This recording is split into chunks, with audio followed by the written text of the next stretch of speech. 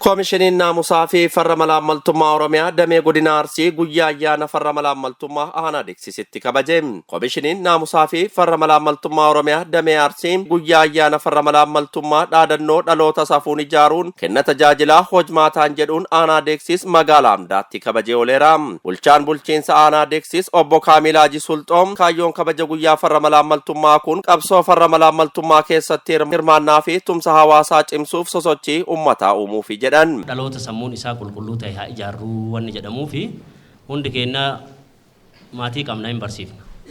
Ka barsiifnu kun borumootu uummata tajaajiluu heda nama tajaajiluu heda shayxaana miti. Namni inni tajaajilullee kanuma kama duubaa dhufu kana. Kanaaf dhaloota kana yoo safuun hin ijaarre dhaloonni nu harkaa badaa jiraadha akka biyya kanaatitti. Wanni amma ta'aa jirullee kana.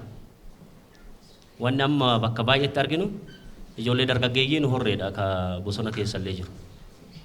Waan biraa waan addaan qabu sirnaaf miti faayidaa addaatiif miti ganzabaaf jedheetti namni nama ajjeesaa jira haqqii namaa saamaa jira horii namaa yaasaa jira nama tokkorraa hoolaa 50 oofataa jira sangaa mana isaatii baasaa jira qarshii inni gurguratee galee galgala irraa fuudha isatti hin dhiisu lubbuu namaa ajjeesaa jira kun isa dhaloota badee jechuudha safuun kun bakka itti adeemuudha. Bulchiinsi aanaa Deeksis ayyaanicha ofitti fudhatee keessummeessuun isaa aanicha keessatti olaantummaan seeraa mirkanaa'ee haqni dagaaguun misooma hawaasni irraa fayyadamu diriirsuuf hawaasa hojmaata badaa fi malaammaltummaa lagatu uumuuf kutannoo bulchiinsi aanichaa qabu mul'isaan dubbatan. Kan biraa tajaajila hojmaataan haa tajaajillu yoo jedhu uummanni kun hundi isaa waa tajaajilama. Eessarraa caasaa mootummaatirra eessaa kaasee gandarraa haga sadarkaa muummeetitti jidduu kana keessa tajaajila bal'atu jira akka aanaa Deeksisitti seektara 14 qabna ganda 16 qabna kun hundi isaa uummata 150 oliitu jira kun hundi isaa hin tajaajilama akkamitti ol tajaajilaa jira seektara mootummaa keessatti namni yoo dhufu meeqa ganzabaa haa taa'uti amala akkamiin nurraa argachaa jira akkamitti nama tajaajilaa jirra dhugaa gammachuu akkamiin namni dhufee gammadee nu biraa deema. Koomishinii naamusaa fi farra malaammaltummaa Oromiyaatti itti gaafatamaan damee Arsii obbo Naannoo Badhaadhaa malaammaltummaan misooma quucarsuun nageenya booressee sirnaa fi biyya diiguun gaaga'ama cimaa dhaqqabsiisuun yaaddoo addunyaa ta'aa dhufeeraan dubbatan. Akkuma beekamu malaammaltummaa fi hojimaanni badaan namoota jaalala biyyaa fi sabaa caalaa garmalee of jaalachuudhaan gara laafummaa fi qajeeltummaan akka hin qabaanne yeroo baay'ee afaaniin malaammaltummaa fi malaammaltummaa abaaraa qaamaan garuu gochaan keessatti kan hirmaatamudha.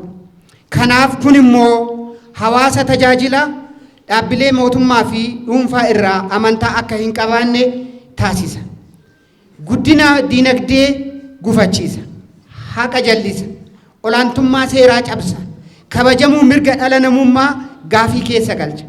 Kanaaf immoo qabsoo farra malaammaltummaa bu'uura hawaasaa qabsiisuun dhaloota haqaan masakame malaammaltummaa dheeffatu uumuu feesisaanis dubbatan.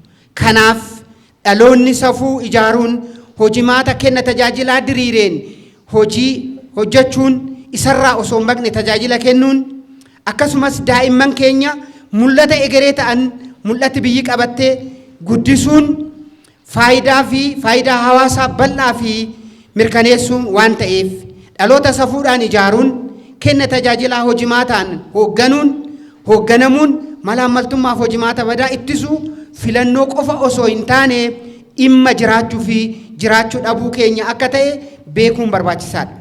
Tooftaan raawwii hattummaa fi malaammaltummaa yeroodhaa gara yerootti bifa jijjiirachuun wal xaxaa ta'aa dhufeera kan jedhan obbo Naannoon miidhaa malaammaltummaan geessisuu dursanii ittisuun qabeenya uummataa fi mootummaa malaammaltootarraa eeguuf hunduu cimee hojjechuu akka qabu gaafatan. Tarsiimoo qabsoo farra malaammaltummaa aadaa fi duudhaa Oromduriin walitti hidhaa deemuun safuu fi safeeffannaa dagaagsuu keessatti shoora olaanaa akka qabus ibsan. Waltajjicha irratti argamuun kallattii hojii kan kennan bakka bu'aan godina Arsii obbo Tamaa Muktaar qabsoon farra malaammaltummaa mataa ofiirraa yoo eegale daran bu'aa qabeessa ta'a jedhan. Uummanni keenyas ka kana keessatti hirmaannus ka kana goonus waan kana sammuu kana keessaa of keessaa haquu qabnaadha. Sammuu keessaa nu bahuu qabaadha. Dhaqeen nagaan tajaajila argadhaa mirga kiyyaa haala tajaajiluuf mootummaan achitti isa qaxaree achitti isa ramadee tajaajila haqaa argadha jedhee fuulii namni amanee guutuudhaan dhaqee tajaajila argachuu danda'uu qaba. Kana godhuudhaaf nu warri tajaajillus akkaataa kallattii saniitiin yaaduu danda'uu qaba. Jiraattonni godina Arsii ayyaanicha irratti hirmaatan tokko tokkos uummanni Oromoo warra wal baatu malee warra wal nyaatu miti. Kanaafuu ofittummaa fi qaxxaamuraan duroomuu fedhuu keessaa bahuun haqaaf haa hojjennu jedhan. Malaammaltummaa jechuun namuusa badaa jechuudha. Warra wal nyaatu jechuudha. Warra wal baatu miti. Nuhi warra wal baatu malee warra wal nyaatu miti. Ani gatiin guddaan aanaa diksisirratti aanaa gudditti aanaa beekamtuu aanaa nageenya mul'attee malaammaltummaa kana hidhisuuf mana barnootatti illee sirriitti malaammaltummaa kana waa'ee safuu kana barsiisuu qabna. Naannoo jirrutti maatii keessatti illee maatii keessa jirrutti illee abbaan ilma ofii waa'ee safuu barsiisuu qaba. Malaammaltummaa irraa bilisa godhuu qaba. Safuu san safeeffatee aanan diksiis wal jaalannee amantaan odoo addaan hin bahin gosaan odoo addaan hin fooyin wal ammannee waliin jiraannee malaammaltummaa isa warri balleesse eenyu yoo jedhame tokkoffaan aanaa diksii jedhamu.